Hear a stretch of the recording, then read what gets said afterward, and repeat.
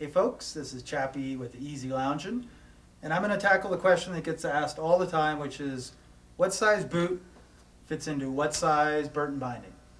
And this really comes up with a 10.5 or an 11, where someone will say, I'm confused, do I get a medium or a large?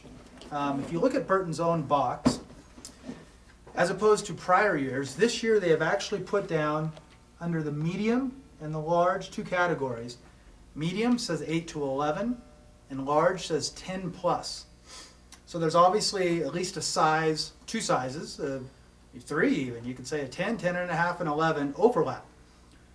So why is that? First of all, this isn't some deliberate attempt on Burton to make anything confusing or anything like that. Boots, just even 3, 4, 5 years ago, were much more bulkier than what boots are now. So they're leaving that overlap, because if you have a 5-year-old brand XYZ that was definitely bulky, you're still not going to be able to fit into a medium. You're going to have to get a large binding. But if you have a boot that's in the last couple years, especially from a company like Burton, you can definitely get a 10.5 or 11 into a medium binding. The other reason why they put some of that overlap there is that some people just don't want to deal with the adjustments that you have to do on a medium, or if they're out riding and they're always getting ice and snow built up in the binding, they don't want to have the boot and the binding interface so snug and tight that they're constantly having to chip away and dig away at snow or ice that's built up in the binding. So in those cases, you would definitely get a large. Now, one other thing, I'm not talking about shrinkage tech. It's becoming more commonly known that Burton has boots with shrinkage tech, and that's essentially taking the same size boot and reducing the overall footprint a little bit, even though internally it still fits the same. And to show what I mean by shrinkage tech, if I take this Ozone size 11 with shrinkage tech and a Burton Moto size 11 without shrinkage tech, and I put them end on end, you can see our difference in shrinkage tech.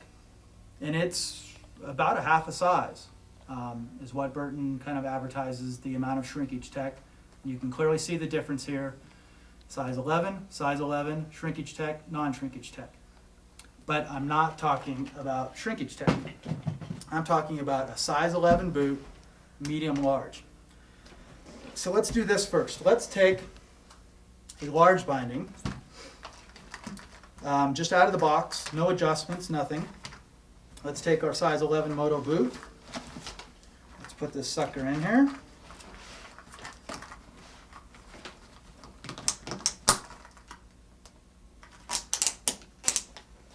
So there's my size 11 Moto and a large boot. You can see here I've got plenty of teeth left on that ladder. Not as much here. I might want to adjust this a little bit, but here you go. Size 11, non-shrinkage tech, large binding. Now let's take an 11 and put it into a medium. We're going to have to do a few things though first. The gas pedal here, you can lift these two little tabs. You lift it up and lengthen it all the way out. That alone just gained me about 1 centimeter worth of extra length on the gas pedal. I'll take the straps here, make sure that they're up into the forward notch. So there we go on both of those. Next thing we're going to do, I'm going to take this little tool-free quick adjust. I'm going to unscrew him, move it out to the longest position. Put that back in.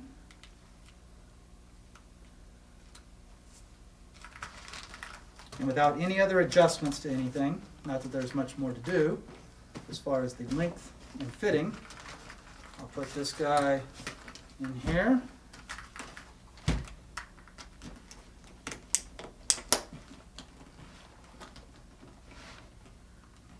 So on just this alone here, I would definitely have to do some adjusting here. So why don't I do that while I'm at it as well.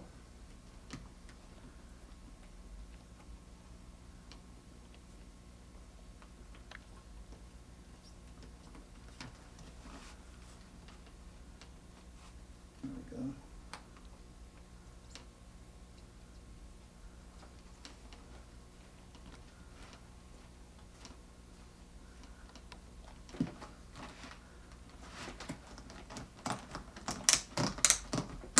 All right, so there's our 11 and our 11. So let me show you this here. When I put these guys on end and mate them up, you can see here that this is my large binding and this is my medium binding. And there's my difference, which is about almost a centimeter difference in length between the actual end of the binding. But notice the toes. They're darn near similar. I mean, I might have 1 or 2 millimeters longer here than here, but extremely close. So this shows size 11 in a medium, size 11 in a large. One of the things you might ask is, well, why would you do that? Why would you actually take a bigger boot and put it into a smaller binding? Let me show you here on the back of this. Back here in the heel cup, you see how much room I have here side to side? Now take this guy and look at that. I can't even move it side to side. So that's what I talk about when I'm saying the boot and binding interface and getting something such that there's no slop, no play at all. Obviously, if you live in a place where snowy, icy buildup all the time, this might not work for you, and why you wouldn't put an 11 into a medium binding. But as long as you're okay with bending down and clearing out the footbed and the back of the heel cup and all that whenever you're going to go ride, then you can clearly use a size 11 in a medium binding. Okay, so not only because of the amount of play that you have back here in the actual base tray, another reason why you would want to put a size 11 into a medium binding, again, is back to this right here.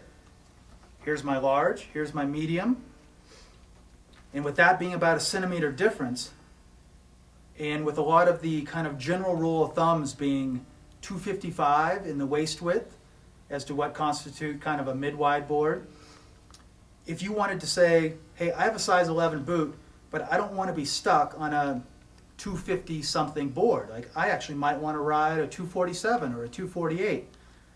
This is how you do it, by downsizing on the binding to a medium, still have your 11 boot, and you've got the ability to fit onto a sub 255 waist width board.